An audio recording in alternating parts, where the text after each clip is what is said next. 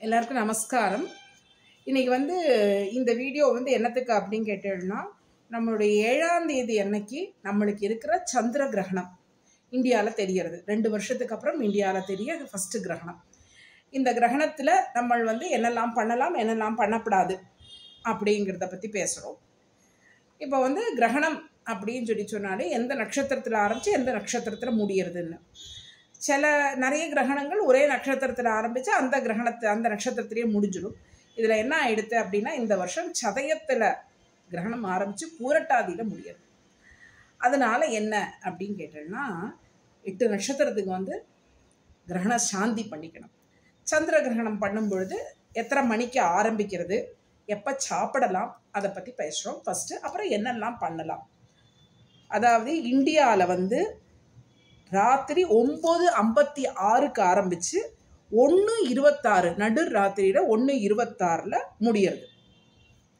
அதனால என்ன அப்படின்னு கேட்டால், இந்த கிரகணம் ஆரம்பிக்கிறது சதயத்தில் இருந்து பூரட்டாதியில் முடியறதுனால இந்த சதயத்துக்கு முன்னாடி இருக்கிற நட்சத்திரமான அவிட்டம், சதயம், பூரட்டாதி, பூரட்டாதிக்கு அப்புறம் இருக்கிற உத்திரட்டாதி, இந்த நட்சத்திரங்களுக்கு பரிகாரம் பண்ணணும். அதுக்கப்புறம் இந்த சதயத்தோடையதையும் பூரட்டாதியுடைய ஜன்ம அனுஜன்ம நட்சத்திரங்களுக்கும் பரிகாரம் பண்ணணும். சரி, சதயத்தோடது என்னெல்லாம்? சதயம் ராகுவோட நட்சத்திரம். ராகுவோட நட்சத்திரம் திருவாதிரை, சதயம், திருவாதிரை, சுவாதி, சதயம். இதுக்கும் அதுக்கப்புறம் நம்மளுடைய குருவோட நட்சத்திரமான புனர்பூசம், விசாகம், பூரட்டாதி. ஸோ குரு ராகு நட்சத்திரங்கள் நம்மளுக்கு இந்த தடவை செவ்வாயோட நட்சத்திரமான அவிட்டமும் வருது. அதுக்கப்புறம் உத்திரட்டாதி, சனியோட நட்சத்திரமான உத்திரட்டாதியும் வந்துடுறது. ஓகேவா? அப்போது செவ்வாய், ஆனால் செவ்வாயில் பாக்கியோட நட்சத்திரங்கள் வராது. அதுபோல் சனியோட நட்சத்திரமான பூச மனுஷமெல்லாம் வராது. இப்போ என்னன்னா, யாருக்கெல்லாம் பண்ணணும் அப்படின்னு கேட்டோம்னா, அவிட்டம், சதயம், பூரட்டாதி, உத்திரட்டாதி 4 நட்சத்திரங்கள். அதை தவிர சதயத்துடைய ஜென்ம அனுஜென்ம நட்சத்திரமான திருவாதிரை, சுவாதி, அதுக்கப்புறம் நம்ம பூரட்டாதியோடுதான புனர்பூசம், விசாகம், பூரட்டாதி. இந்த ஆக மொத்தம் 8 நட்சத்திரத்துக்கு நம்மளுக்கு பரிகாரங்கள் பண்ணணும். ஏன் பண்ணணும் பரிகாரங்கள் பண்ணணும்? இதெல்லாம் சயின்டிஃபிக்கலி வேற மாதிரி சொன்னாலும் நம்மளுடைய ஆச்சாரங்கள் என்ன சொல்றது அப்படின்னா, இதெல்லாம் விஷம் தீண்டுற சமயத்தில் அந்த நட்சத்திரங்களுக்கு அந்த பாதிப்பு இருக்கும் அப்படிங்கிறதுக்காக பரிகாரம் பண்ணணும். அதுதான் பரிகாரம் பண்ணுறதுக்குள்ள விஷயம். என்னெல்லாம் பரிகாரம் பண்ணணும்? அன்னைக்கு முதல்ல மத்தியானம் 1 மணிக்குள்ள, அதாவது சூரிய கிரகணமாக இருந்ததுன்னா 12 மணி நேரம் முன்னாடி சாப்பாடு சாப்பிடக்கூடாது அப்படின்னு சொல்கிறோம். நம்மளுடைய சந்திர கிரகணமானதுன்னா 9 மணிக்கு ஒரு முன்னாடி. அதனால மத்தியானம் 1 மணிக்குள்ள சாப்பாடு முடிக்கணும். 2வது, வயசானவா, குழந்தைகள், அப்புறம் பேஷண்ட்ஸ், இவாலாம் என்ன பண்ணலாம் அப்படின்னா, மேக்சிமம் 6 மணிக்குள்ளே சாப்பிடணும். ஒரு 4 மணி நேரத்துக்கு முன்னாடி, அது 6னா 3.5 மணி நேரம், 9:56 ஆனால் 10 மணிக்கு கணக்கு வச்சுட்டாலுமே நம்மளுக்கு 6 மணிக்குள்ள சாப்பாடு சாப்பிட்டு விடணும். அடுத்த விஷயம் என்ன? ஜபம். அதான் ரொம்ப முக்கியம். யாருக்கெல்லாம் என்னெல்லாம் ஜபம் கிடைச்சிருக்கோ அந்த ஜபம் பாராயணம் பண்ணலாம். எப்படி பண்ணணும்? 9:56 கிரகண சமயத்துக்கு முன்னாடி குளிச்சுட்டு ஜபத்தை ஆரம்பித்து அது முடிகிற வரைக்கும் ஜபம் பண்ணிட்டு, அதுக்கப்புறம் குளிச்சு காலம்பரம் ஆனப்புறம்தான் ஏதாவது கழிக்கலாம். இது ரொம்ப முக்கியம். அடுத்தது பௌர்ணமி ஸ்ராத்த திதி. அடுத்த நாளான 8ஆம் தேதி திங்கட்கிழமை தான் ஸ்ராத்தம். தர்ப்பணம் எத்தனை மணிக்கு அப்படின்னு கேட்டால், சூரிய கிரகணத்தில் கிரகணத்தோட ஆரம்ப நிலையிலையும் சந்திர கிரகணத்தில் அதோடைய முடிவு நிலையிலும் கிரகணம் தர்ப்பணம் பண்ணுறத ஒரு வழக்கமாக வச்சுட்டு இருக்கான். சரியா? அந்த மாதிரி இருக்கிறதுனால நம்மளுக்கு அதுவும் இல்லாமல் விடுற நேரம் மத்தியஸ்தில் தான் பண்ண சொல்லுவோம். அது ஒரு 3 மணி நேரம் இருக்குது. அப்போ மத்தியஸ்தில் பண்ணுற கிரகண தர்ப்பணம் ரொம்ப விசேஷம்.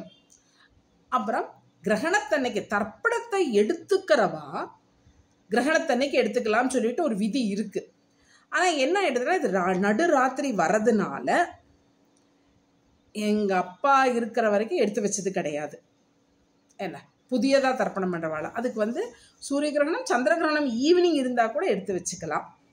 இது ராத்திரி 9:50 ஆகிட்டு நம்மளுக்கு வந்து ஒரு 12:30 1 மணிக்கு மேலே தான் நம்ம தர்ப்பணம் பண்ணணும்.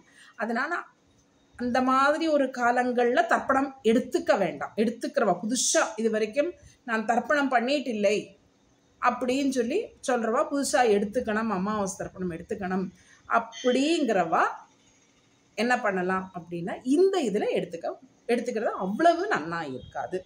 எதுக்கும் உங்கள் வாத்தியாரை கேட்டுடுங்க. எங்கள் அப்பா பண்ணி வச்சது கிடையாது, எடுத்து கொடுத்தது கிடையாது. ஏன்னா எப்போவுமே கிரகண புண்ணிய காலங்களில் தர்ப்பணம் எடுத்துக்கிறது ஒரு வழக்கம் உண்டு. என்ன அப்புறம் வந்து நம்மளுடைய தட்சிணாயன புண்ணிய காலம், உத்தராயண புண்ணிய காலங்களில் எடுத்துக்கிறது விசேஷம். அப்போ கிரகணமும் ஒரு புண்ணிய காலம்தான், அதனால எடுத்துக்கலாம் சொன்னாலுமே இது ஒரு நல்ல ஒரு டைம் எல்லாம் ஒரு நடுராத்திரியில் வர்றதுனால அதை எடுத்துக்கிறது சாக்கியம் இல்லைங்கிறது என்னுடைய கருத்து. உங்கள் வாத்தியாரை கேட்டுக்கோங்க. ஜபம் என்ன ஜபம் தெரியுமோ அதை பண்ணுவோம். எனக்கு ஜபங்கள், ஆனால் இந்த ஜபத்தை புனஸ்சரணம் பண்ணுற அக்கௌண்ட்டில் வராது. நான் வந்து கணபதி பண்ணிட்டு இருக்கேன், இத்தனை லட்சம் ஆகிடுத்து, நான் அன்றைக்கி உட்காந்து 3 மணி நேரம் பண்ணுறேன், ஒரு 10,000 வரைக்கும் பண்ணிவிடுவேன், இல்லை 5,000 பண்ணிடலாம், 3 மணி நேரம் தானே, ஒரு 5,000 3,000 5,000க்குள்ளே பண்ணலாம். அது பண்ணினா என்னோடய கவுண்ட்டில் ஏறுமா? ஏறாது. இது எதில் ஏறும்? நம்ம பண்ணுற அந்த டைமில் பண்ணுற மந்திர ஜபம் அதோடைய 10 மடங்கு பலனை கொடுக்கும். அதுதான் விசேஷம். அதே மாதிரி தர்ப்பணமும் பித்ருக்களுக்கு ரொம்ப இஷ்டம். கிரகண புண்ணிய காலங்களில் பண்ணுற தர்ப்பணம் என்ன, சூரிய கிரகணமாக இருந்தால் ஒரு ஆத்தங்கரையில் போய் பண்ணியிருக்கலாம் என்ன, அதனால இதை பண்ணுறது ரொம்ப விசேஷம். கர்ப்பிணி பெண்கள் தயவு செய்து வெளியில் வராதீங்கோ.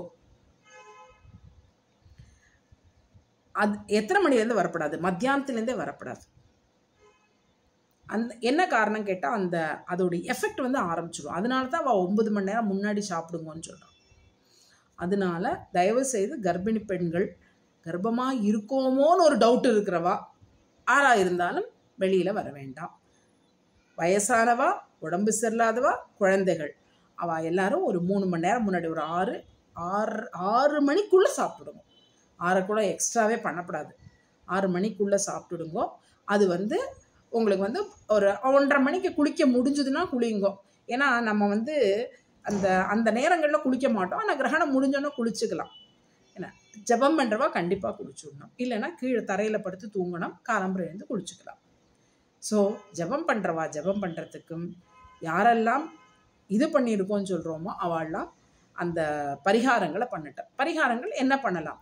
அடுத்த நாளைக்கு காலம்புரை குளிச்சுட்டு பக்கத்தில் இருக்கிற கோவில்லையோ இல்லை உங்கள் வாத்தியாரையோ வர சொல்லி அவர்கிட்ட அரிசி, தேங்காய், தட்சிணை, வெத்தலை, பாக்கு இதை கொடுத்து அவர்கிட்ட அந்த கிரகண மந்திரத்தை அவர் சொல்லி அந்த சங்கல்பம் பண்ணி கொடுப்பார்.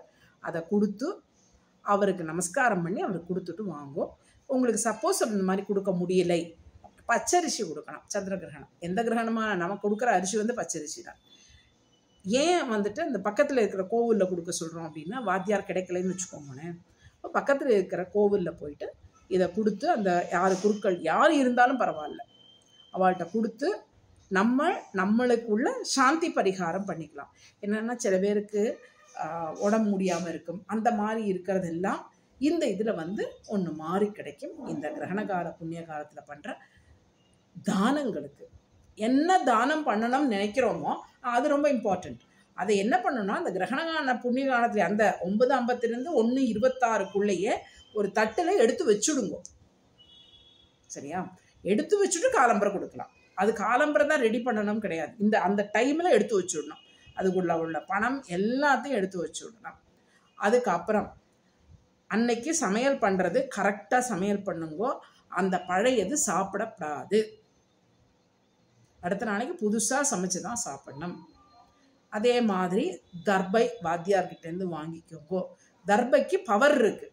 அந்த கிரகண நேரத்தில் இருக்கிற அந்த ரேஸோட எஃபெக்ட் வந்து அந்த ஃபுட்டில் பாய்சன் ஆகாமல் இருக்கிறதுக்கு உள்ள எஃபெக்ட் வந்து தர்பைக்கு மட்டுமே இருக்குது. நம்ம தர்பையை பற்றி முன்னாடியே பார்த்துருக்கோம். கருட புராணத்தில் கருடன் வந்து இந்த எப்படி கொண்டு வந்து தர்பையில் கொண்டு வந்து அமிர்தத்தை வச்சார் அப்படிங்கிறது ஒரு 4 வருஷத்துக்கு முன்னாடி போட்டிருக்கு. அந்த மாதிரி எஃபெக்ட் உள்ள தர்பையை வாத்தியார்லேருந்து வாங்கிக்கலாம். வாத்தியார் இல்லை கிடைக்கலை அப்படிங்கிறவா இப்போவே வந்து ஒரு பூஜா ஸ்டோரில் போனால் தர்பை ஒரு கட்டு வாங்கி வச்சுக்கலாம். நம்ம சாப்பிட்ற ஐட்டம்ஸ், அதாவது தண்ணி, என்ன பால், தயிர், அன்னைக்கு வந்து மாவு அரைக்காதீங்க. என்ன மாவு அரைக்க வேண்டாம், அடுத்த நாளைக்கு பார்த்துக்கலாமே. அந்த மாதிரி ஏதாவது ஒன்று, எண்ணெய் ஓப்பன் பண்ணி வச்சுருக்கிறது எதுவாக இருந்தாலும் அதில் கண்டிப்பாக போடணும். ஸ்ராத்தத்துக்கு உள்ள காய்கறிகள் முதல் நாளைக்கு கட் பண்ணி வைக்காதீங்கோ, அடுத்த நாளைக்கு காலம்பரை தான் பண்ணணும். இப்போ நம்ம அதுலேயே மாமாவோட சோதகும்பம் அன்னைக்கு பௌர்ணமி தான் மாமாவுக்கு சோதகும்பம், அடுத்த நாளைக்கு தான் நம்மளுக்கு 2 மாதம் சேர்ந்து தான் பண்ணுறோம் இந்த தடவை. அதனால காய்கறிகள் கட் பண்ணி வைக்காதீங்கோ, அடுத்த நாளைக்கு உள்ளது எதையும் சேர்த்து வைக்காதீங்க, எதையும் பண்ணாதீங்க, அடுத்த நாளைக்கு ப்ரிப்பேர் பண்ணி பண்ணுற மாதிரி பண்ணிக்கோங்க. இந்த இன்ஸ்ட்ரக்ஷன் எல்லாருக்கும் கரெக்டாக இருக்கும்னு நினைக்கிறேன். நன்றி, வணக்கம்.